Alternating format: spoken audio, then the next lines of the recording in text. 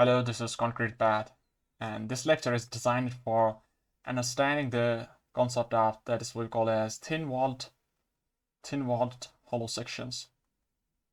Thin-walled hollow sections. So let's talk about that what we call as thick-walled hollow sections. Thick-walled hollow sections. Let's say that we would study first that what we call as thick-walled hollow sections. Let's say this is your material, and the interior part is hollow. Interior part is hollow. So I would say there is some inner diameter and there is some outer diameter. I would say there is some inner radius and there is some outer radius. So let's write that. If we have some from the center, if we have some radius of inner radius, and from the center we have some outer radius, I would say that's outer radius. That's RO. So I would say, what is the thickness value? What is the thickness of this? If this is the thickness T, I would say that thickness equals to R outer minus R inner. In terms of diameter, if I say, that means twice thickness equals to D outer minus D inner. In terms of diameter, if this is the diameter, if this is the outer diameter, and this is the inner diameter, that means we have 2T here. This is T and this is T. So you subtract the difference. You have the difference of the two diameters, that is your 2T. So you got this part. You got this part now. Now we say that what's the polar moment of inertia? What is the polar moment of inertia? J. So for this hollow section, you say you go to some value of R, then you take that differential strip. You have that strip of dr such that the area for this part would be equals to some value of dA, small strip of 2 pi r dr, isn't it? Then you say, what is the polar moment of inertia contributed by that strip of area dA? I say that the strip contributed by the polar moment of inertia contributed by that small strip, that is small dj, that's integral r square dA. Then I say that's some r square dA. Then I say, what is the total j? I say that's integral r square dA from the limits r1 to r2, because if there was solid only, I would say you go from r equals to 0 to some capital R. But in this case, we say you go from inner diameter, you go from inner radius to outer radius, because from the inner radius to the center we have no material there, so there is no moment of inertia contributed, polar moment of inertia contributed by there. So we say that J equals to r square dA from r inner to r outer. So if I write that, if I use the value of dA equals to 2 pi r dr, then I write r square 2 pi r dr, r inner to r outer, that we got as 2 pi r cube dr, that is r 4 by 4, and the limits are from r inner to r outer. So we can say that this is your 2 pi by 4, and we have that value of r outer power 4 minus r inner power 4.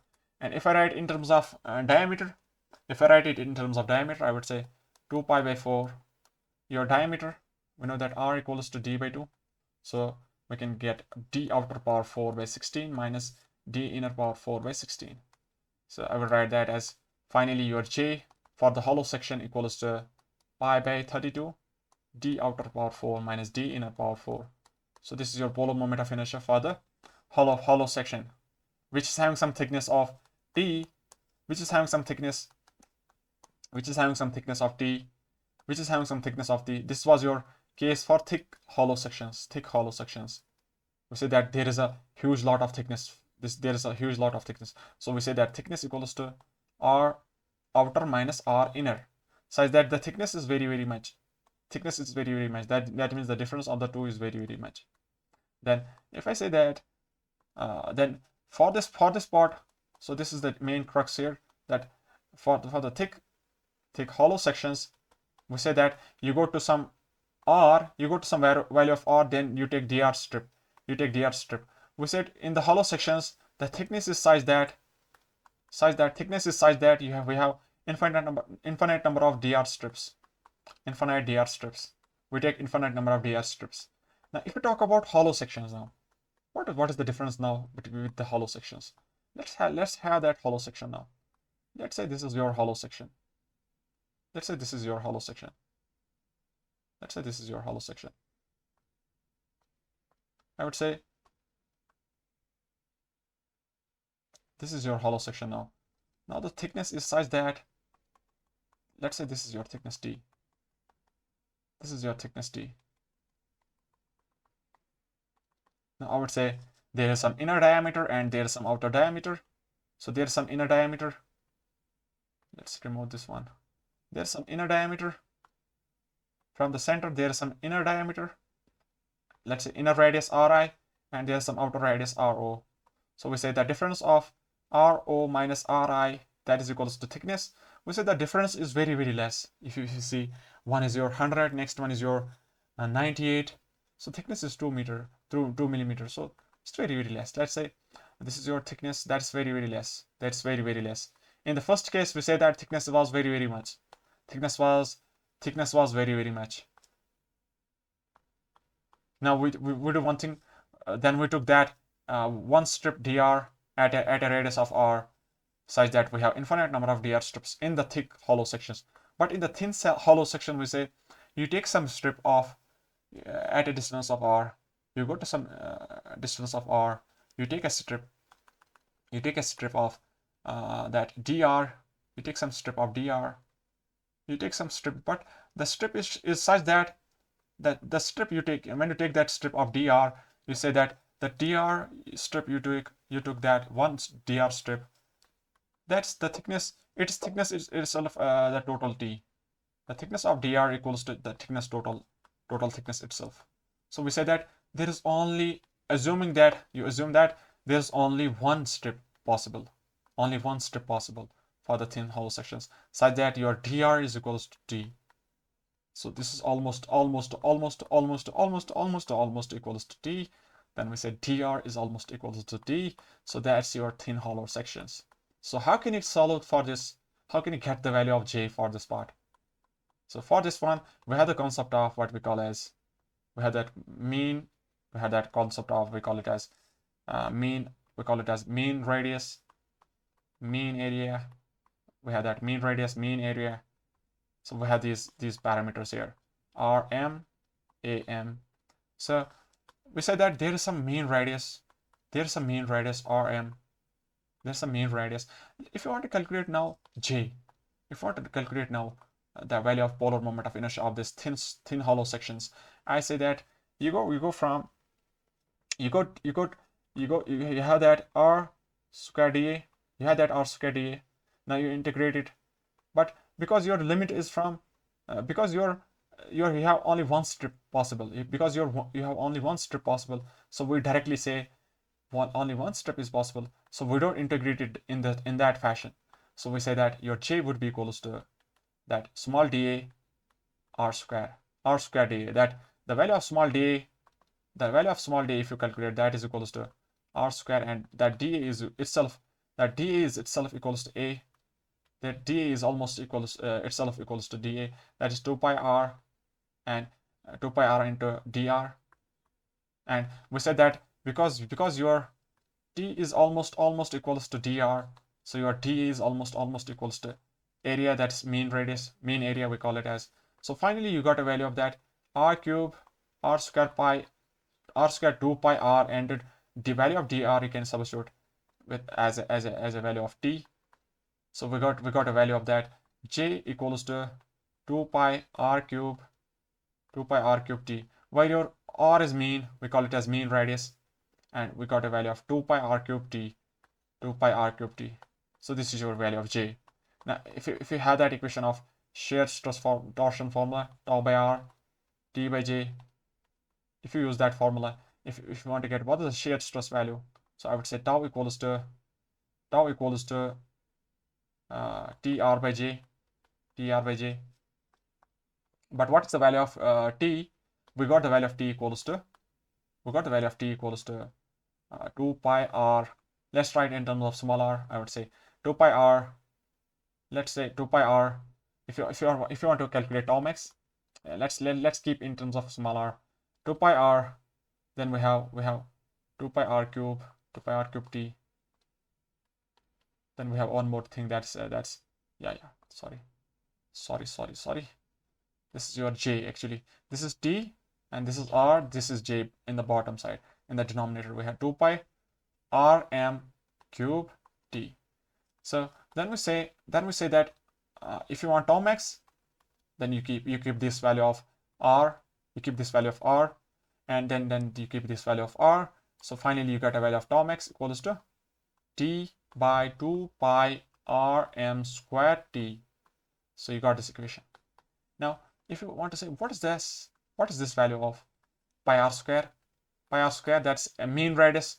That mean radius square into pi, that is area mean. So we can say that we got this value of 2 am t tau max. So finally, the final equation is that you can write. Final equation is that you can write in this way. You can write that tau into t, that is t by 2 am. Tau t equals to 2 t by 2 am. And you know one thing we know that we call as shear flow. One thing we call it as a shear flow. Shear flow is the shear force per unit length, and that's also equals to tau into t, tau into thickness, shear stress into thickness. That's your Q. So this is your shear flow. So for given we can say for given section, for your given, I would say for your given torque, your area is fixed. For your given section and given torque, your shear flow would remain constant. That means your shear flow is constant. If you have this section now, I would say there's some section, hollow section, thin. This is thin hollow sections. So I would say there is some thin hollow section. Now the shear flow is a constant function. It's tangential to the surface. And its value is constant. And throughout the cross section, that's Q naught. That's constant, always constant. So we said that the shear flow for those thin sections is always constant. Now you have that. You got this now.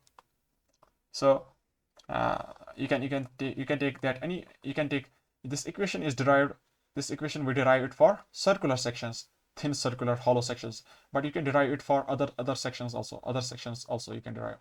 If you have that general section, if you have that any general section, you have that some inner and you have some outer diameter, and there's some mean radius, and there's some mean radius.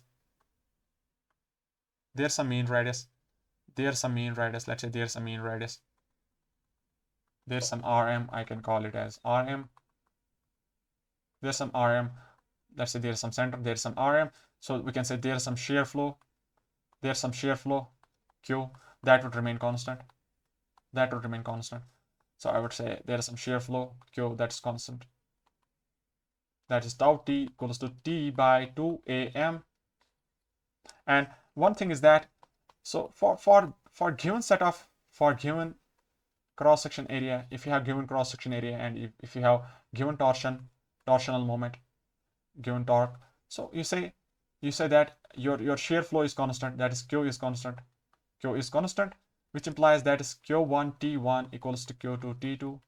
That means if you have now two different if you have two different thicknesses of that cross section for the same value of area, mean area, if you have two different thicknesses, that means one is your more thinner section, one is your lesser thinner section. Let's say the thickness is 2 mm for this one and thickness for this one is 3 mm. So I would say the shear stress developed in the first part would be equals to tau 1, that is more in the thinner section. That means tau in the thinner section is more than the tau in the thicker sections. So we got this part also, that tau t is constant. Tau 1 T1 equals to tau T2 T2. Now if you want to say what is the shear stress variation, can you get the shear stress variation?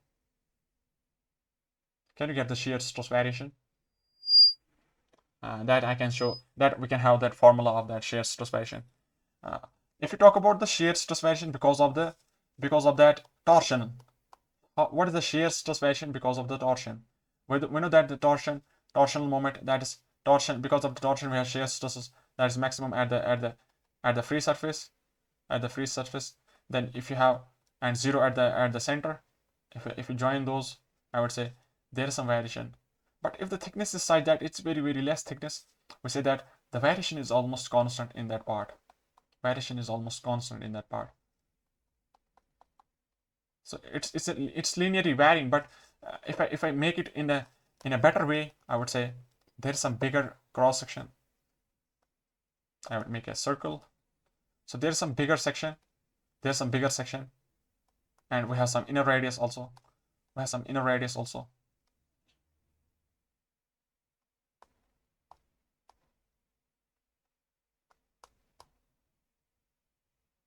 So I would say your thickness is very less. So this is your thickness. So this is your thickness only. That means material available is only this part. This is your material. Rest part is I can say that's hollow. This is your hollow section. You have only this part of material. Then you want to say what is the variation?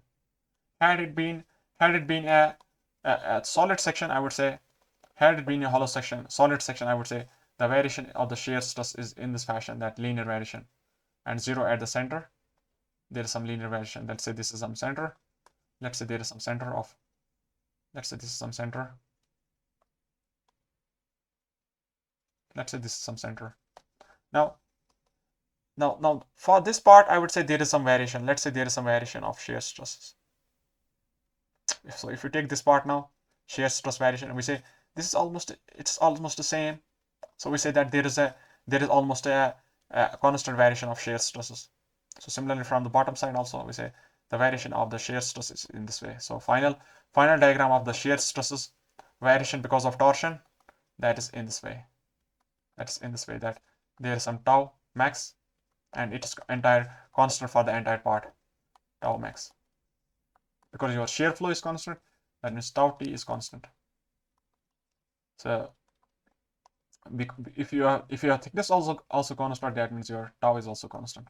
So you got this. Now the thing is that if you talk about the torsion of non-circular members, if you talk about the torsion of non-circular members,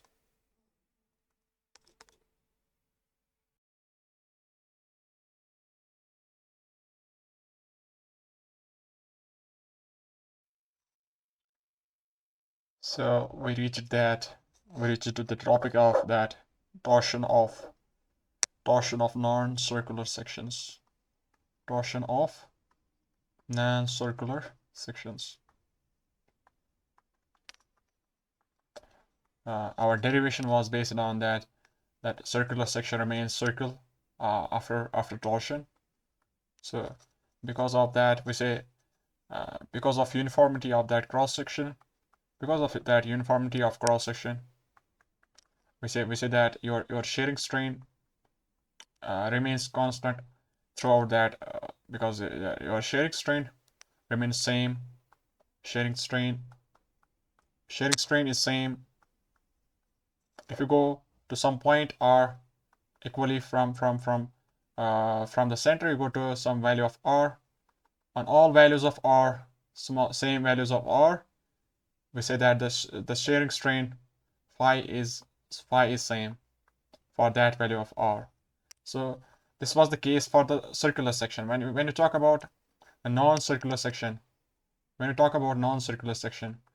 you apply torque, there is a warping of that section. We say that is there's warping of that section. So your section then after that looks like some sort of curve in this way. Let's say this way, and there's some sort of that we can say warping of that section happens. So then we say that at particular location, at particular R, there is a different values of phi. So then for that we say we take that Then we solve that. We say if we have two faces of that. Let's say this is your element. This is the length L, and there is one face that is wider face A, and this is why that narrower face that we can call as side of B. We say that the stresses at the corner, we say tau at the corner comes to be 0, and tau is maximum along the center line. Tau is maximum along the center line of that wider face. Center line of wider face. So there is somewhere we say that there is tau that is maximum, and its equation is directly given that the tau maximum, it's given by the equation of tau maximum equals to T by AB square and some constant C1, and similarly theta equals to TL by AB cube and some constant C2 and TL by GJ. So this is some J, and there are some constants. C1 and C2 are some values. They are function of A by B, ratio of that A by B. So this is some general representation of that non-circular section if it's subjected to torsional moment. Now we have one problem related to that, of that thin tube, thin hollow sections. Let's take the problem that says we have 1 meter shaft, but the shaft is thin walled circular section, thin walled circular section. So we have thin walled circular section. We have thickness of we have some thickness of 2 millimeter, and the outer diameter of that section, outer diameter of that section equals to d outer equals to we say 100 millimeter, and the thickness is, then we can say the inner diameter would be 100 minus 2, that's 96 millimeter, can you say? And there would be some mean radius, there would be some mean diameter, we can call it as mean diameter, that would be 90, I can say it in this way, 100 plus 96 by 2, 98 millimeter. So there would be some mean diameter. Okay, then we say that if I use that concept of thin walled section concept, I would say to calculate the shear stresses, we need to calculate the shear stress. And to calculate the shear stresses for this moment of, we apply a torque of 1 kilonewton meter, and you are provided with that E equals to 210 gigapascal, mu equals to 0.25, and you need to say what is the shear stresses, and you need to say what is the theta at the free end. So we can say tau maximum can be solved using that concept of thin walled. We say tau T equals to that we have T by 2 AM.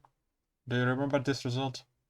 So if I say that tau would be equals to torque, how much torque you are applying, that 1 kilonewton meter, and divided by 2 into AM. The value of AM would be corresponding to that mean diameter. That would be corresponding to that mean diameter. Can we say that? That would be corresponding to that mean diameter. And then we write that the mean diameter would be pi dm squared by 4.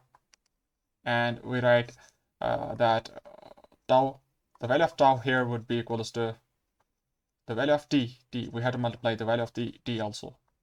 The value of t. The value of t for here is equals to 2 millimeter.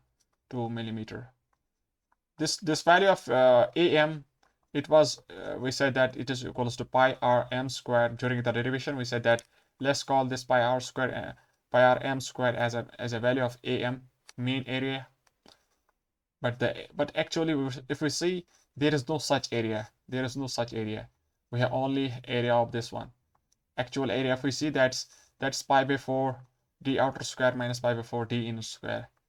But the concept we have that mean area and mean radius concept. It's a different concept. So we during the derivation we got that pi r square mean, that we substituted as a value of am, mean area, and you have to use that value here.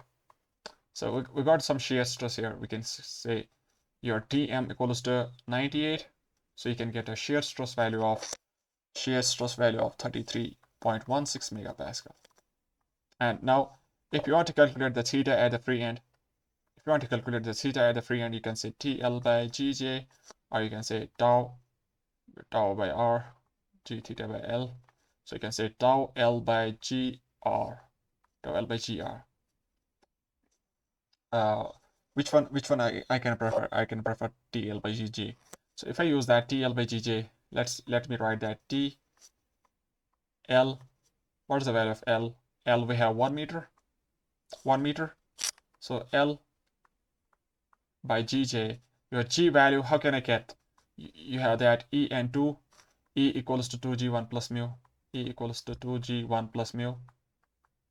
So we have that 210 equals to 2G and 1 plus mu, that's 1.25. So G comes to be equals to 80 gigapascal. If I write 80 gigapascal, then it's about power 3 Newton per millimeter square. And we have some value of J. The value of J we have, we know that the value of J was equals to 2 pi R dr into R square. So we got some value of 2 pi R cube T. 2 pi R cube T for this thin wall section. 2 pi R cube T. That R is your mean radius. 49 we can write. So you substitute the values here. This is 49 cube and thickness 2. So you can solve it, and the value comes out to be equals to some value of 8.455 10 to the power 3. 8.45. So the theta developed equals to 8.445 10 to the power minus 3 radian. If you convert it into degrees, that would be 0.484 degrees. So you got this part, you got this part. Now the problem says that if you replace this circular cross section, by a square section, replace it by a square section, and that's also a thin section. So if you replace it by a cross section of square, we say that the section it is itself that thin walled section. So you're replacing that thin walled circular section to thin walled square section. And it's also said that the diameter, the outside dimensions of that square, that's also same that as that of a square diameter, that circular diameter, 100 millimeter, and the thickness you keep as it is 2 millimeter. So let's make that square. Let's say this is some square, and we say that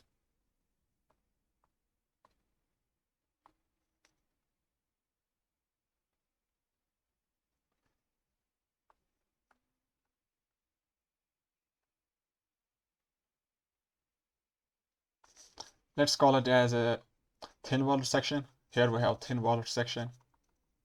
Let's say this is our thin walled section. Inside part is open. So we have some outer diameter outside side of 100 millimeter. So this is your square thin walled square section, and that means if the thickness is 2 millimeter,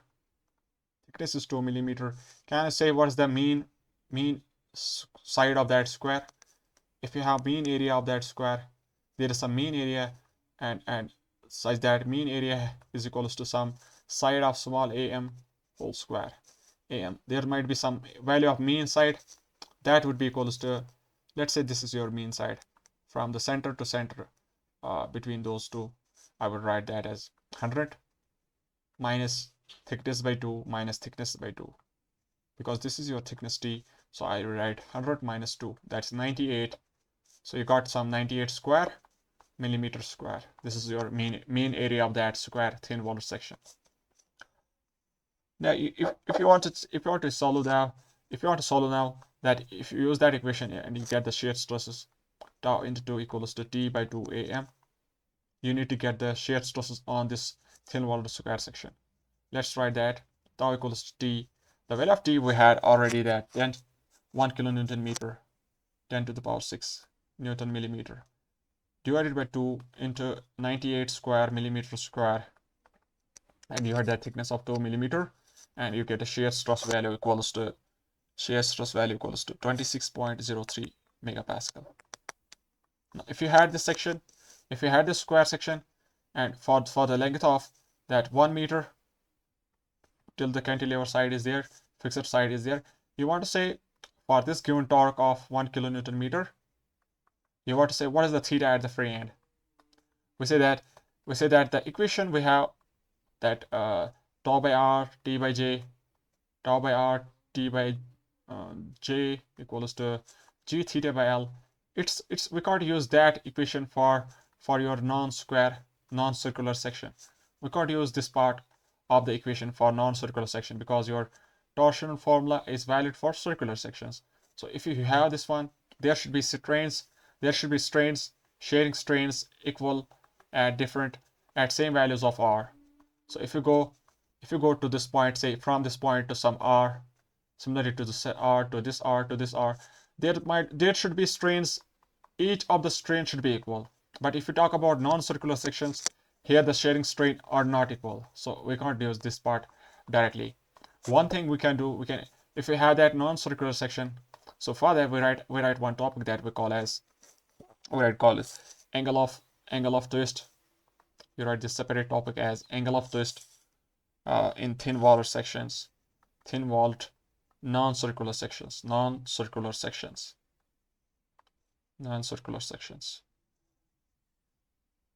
So if you have this, let's say if you had some general, let's say this is your length L, and the section is somewhat in this fashion. Let's say there is some section. So you do one thing. You have that. You took one thing. You take one DS strip. You took one strip with dimensions of ds and thickness of d. Let's say there is some strip. We don't know what is the curvature of this, what is the shape of this one. It might be a general non-circular section. We say you take this strip and you get the area of that strip. So small dA equals to ds into d. Okay. You calculate the strain energy stored in that strip for the entire length. For the entire length, if you calculate the strain energy stored in that particular strip, and you say what is the total strain energy in the entire structure, then you say, if you want to get the theta at the free end, you would say there is some torque developed. We have developed. We transmitted some torque here. We applied some torque of t here.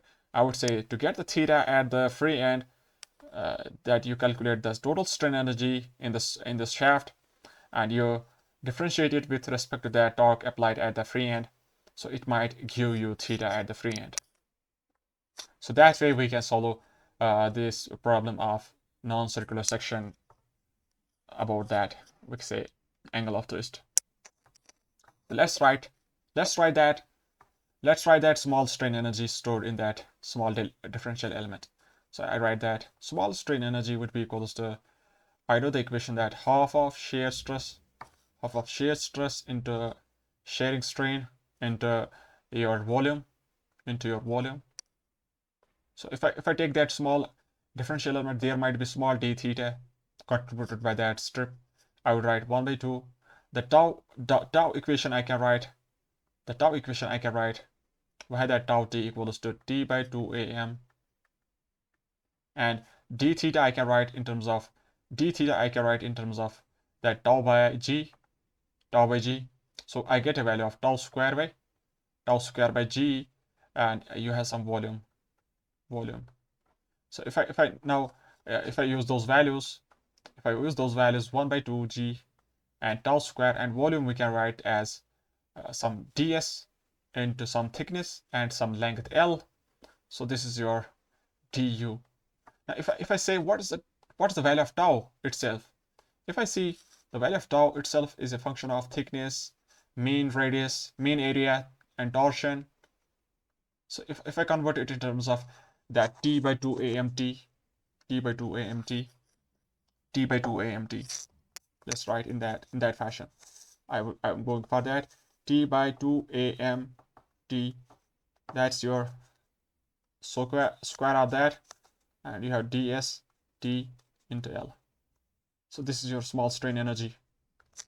Then if I see what can I how can I simplify it?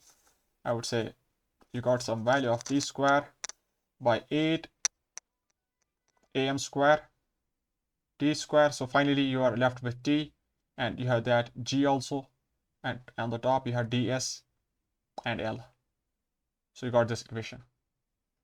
So let's write L here. So you got this equation of small strain energy. Now similarly, if you want to take entire strain energy, you would do summation of those sides. So you took this cross section, thin walled cross section. You said let's take some strip of d side length equals to ds, and the thickness is, we say thickness is constant for the entire cross section. We say there's some small d strip, you took ds. Similarly, if you want to take entire strip, if you want to take entire section, so you have to do summation of all those d strips, all those ds. You have to do summation of all those ds. So I can write that total strain energy is equals to t square L by 8 am square t by g, and summation of all those ds. Now, one thing is that there is one possibility that if your section thickness is also varying with that ds strip. If there was some ds and you took strip thickness of t1. Similarly, if you took another ds, somewhere, there might be thickness of t2. So the general equation we can write.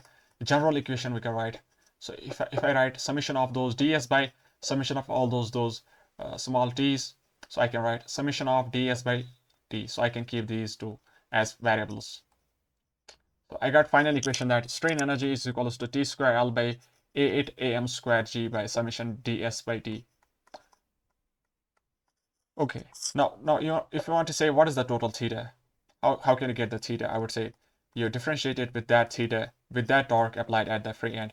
So you would get a value of 2tl by 8 am square g summation ds by t. So final value of theta is equals to tl by 4 am square g summation of ds by t.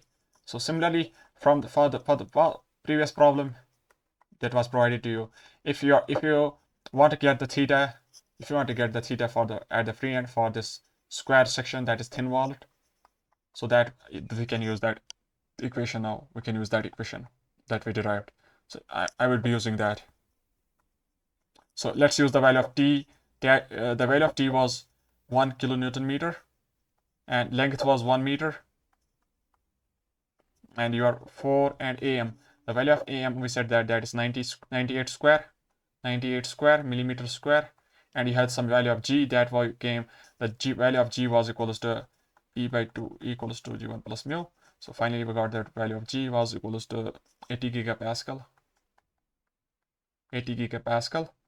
Then after that, you got this. Now we have to do summation of that ds by.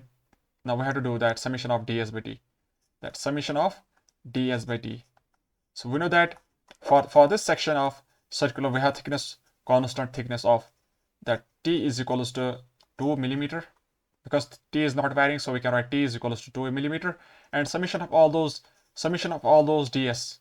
So if you took from the section small ds, so you took small ds, and if you want to say what is the total section sides, so I would say perimeter along that perimeter of that section, I would say 4 times those sides, 4 times those sides am.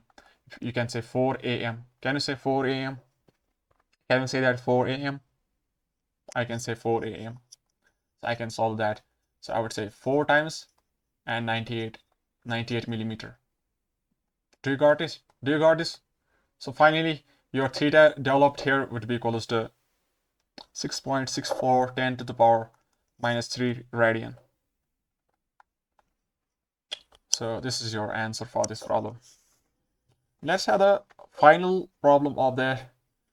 let's have the final topic for this thin walled sections. For this thin walled section, that we have, this was the topic for the shear stresses itself, but we have skipped it there. We said that let's have it together in the concept of thin walled hollow sections. So we have shear stress variation. We write shear stress variation in thin walled circular sections. Thin walled circular sections. So we saw that the shear stress variation because of torsion. We saw that the shear stress because of the torsion, that was some sort of this way. We said that the tau into t is constant because of the torsion.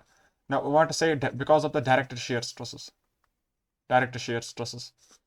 That's because that arises because of that unbalanced bending forces. Unbalanced bending forces. So let's talk about that. We would say that you have that section, and similarly you have one more from the inner side.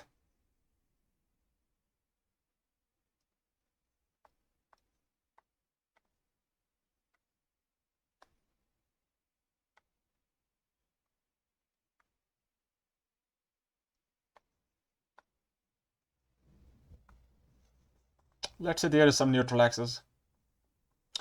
There is some neutral axis.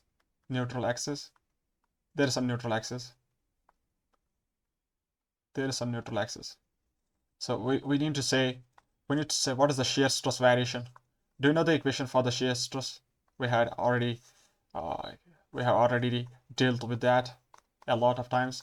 We would say shear stress equation. We have general equation of tau equals to VA y bar by IT IB.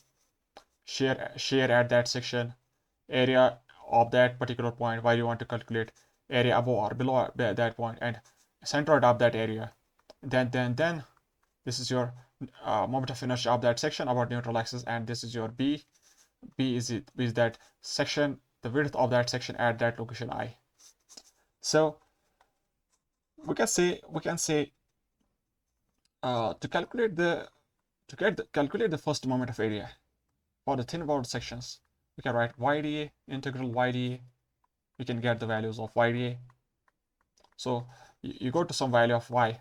You go to some value of y.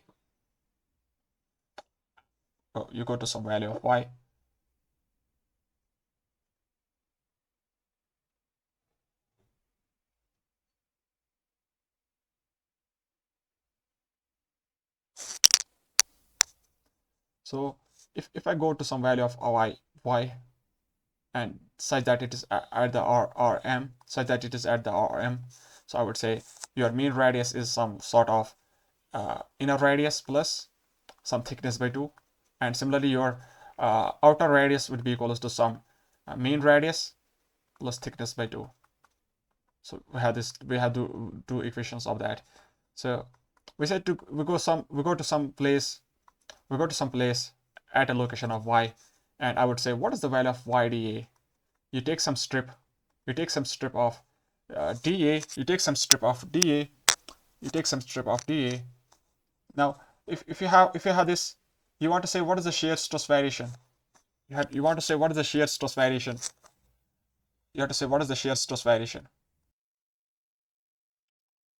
We say that the shear stresses are maximum at the neutral axis. We say shear stresses is maximum at the neutral axis, directed shear stresses. So if you take that, if you say at this location, I want to say tau, what's the value of tau max? If I want to calculate the value of tau max, if I want to say what is the value of tau max, because your section is thin section, so there is a variation that we would say the shear stresses are 0, possibly 0 at the ends. We are worried about the main thing, that's what is the shear stresses at the this what you call as neutral axis, at the midpoint of that section. Let's calculate the shear stresses, maximum shear stresses. For that you need to say some shear force should be there, and there should be some first moment of area above the neutral axis or below the neutral axis, and there should be some second moment of area above the neutral axis of that entire section, and there should be some width at the neutral axis. So if I use that, I would say what is the area, first moment of area above the neutral axis. So this, let's say there is some point A. I want to say what is the AY bar of this entire part. For this part, you have to say what is the AY bar of this one, first moment of area. But the actual area is only this part. So you have to say what is the first moment of area of this part. Since we can't directly use that integral, I said that we would go with the integral YdA, because your strip is such that if you take that strip of 2 pi r dr, let's say, the dr is very less. It's almost equal to thickness. So that's why we directly go in this way. So I would calculate that AY bar about the neutral axis, AY bar about the neutral axis. That would be equals to let's say the total from this side. Let's say the total radius r outer equals to, we have calculated that. So the area, let's assume there is entire area is there. Let's assume it's all that solid. So I would say there is some solid area, and I have to take area of that circle by 2, pi r square by 2, and it is centroid. Do you know the where the centroid of that semicircle is acting? This is some radius of r, so we say centroid is acting at 4r by 3 pi, 4r by 3 pi, 4r by 3 pi, and I have to subtract now. I have to subtract it, the circle which is not actually there. So that's the circle of radius r inner. There is some circle, semicircle of radius r inner, which is not actually there. So I have to subtract that area, pi r inner square by 2, and its centroid is also acting at 4r inner by 3 pi. So I got this equation, and I also know that what is the value of r outer and r inner. So there would be some main radius, there would be some radius, what we call as mean radius. There would be some mean radius r. Let's call this r mean radius as r. Let's call mean radius as r. So I can say that your the entire terms, we can keep that in one side. I would say there is some pi by 2, 3 pi, and there is some 4 also. So these terms we have kept common, this one. Then we are left with r outer. R outer is equals to r plus t by 2. So I would write r plus t by 2, and you have to put that cube also here. And similarly in this way, you have to write r inner is equals to r minus t by 2 whole cube. Then you say you keep the r common. You keep the r common. Then we get 4 pi by 6 pi. Then we got value of r cube as outside. Let's keep it outside. So we get one value of t by 2, 1 plus t by 2 r whole cube minus 1 minus t by 2 r whole cube. So you got this equation now. So you can solve it. So you can solve a plus b whole cube plus a minus b whole cube, and finally there might be those terms getting cancelled, and finally you would get the value of ay bar equals to that comes out to be equals to you are left with that 2r square t. This is your ay bar, 2r square t.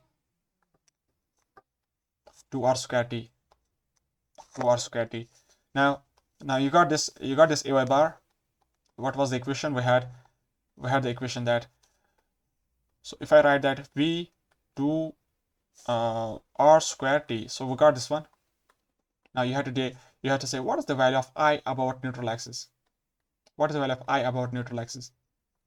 know if we have that solid section, we say that the polar moment of inertia that's out of the plane, that's ixy plus izz.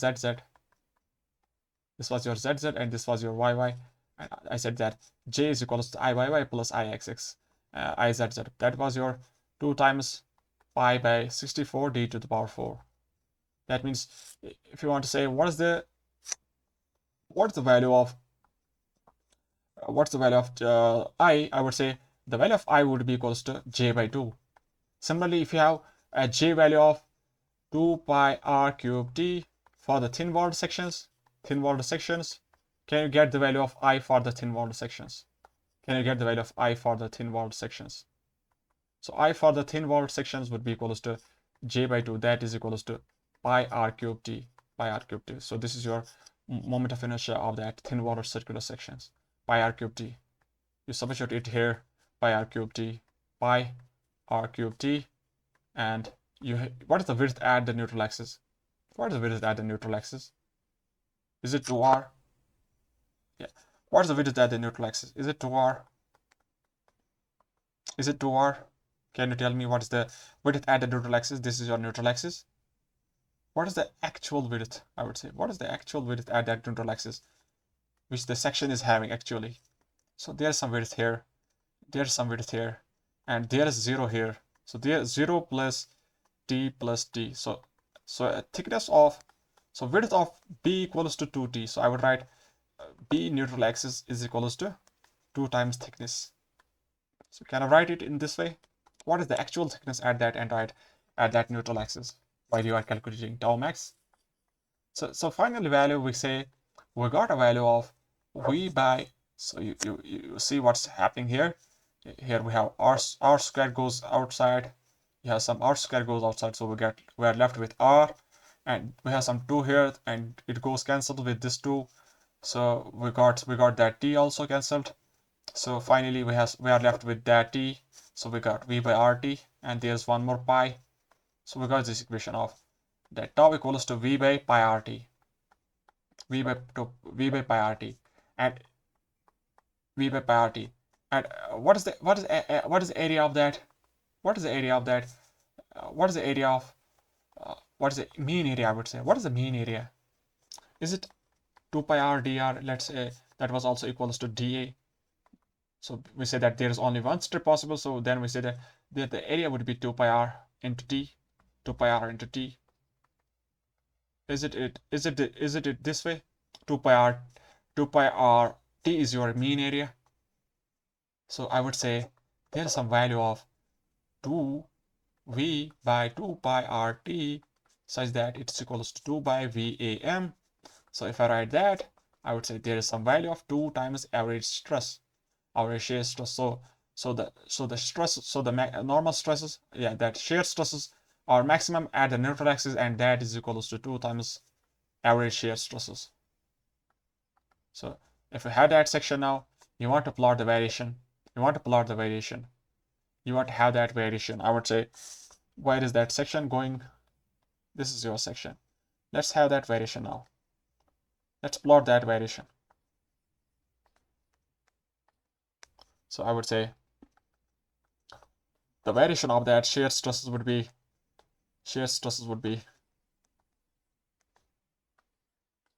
let's try it again and again. So there's some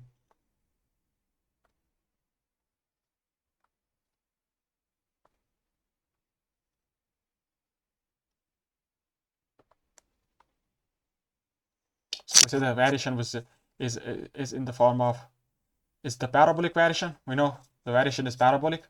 Now if you want to say for the thin walled sections, how should be the shear stresses varying? We say maximum shear stress would be at the neutral axis. That is equals to 2 times tau average. 2 times tau average. So similarly from this side also we say there is some 2 times tau average. So then we say shear stresses would be 0 at the tau fibers. There is 0, 0. So if we join those, we would get this variation. Similarly from this side also, we have this parabolic variation. That's your shear stress variation for the thin walled sections. So this is your tau variation because of direct shear stresses, tau d variation for thin walled circular sections.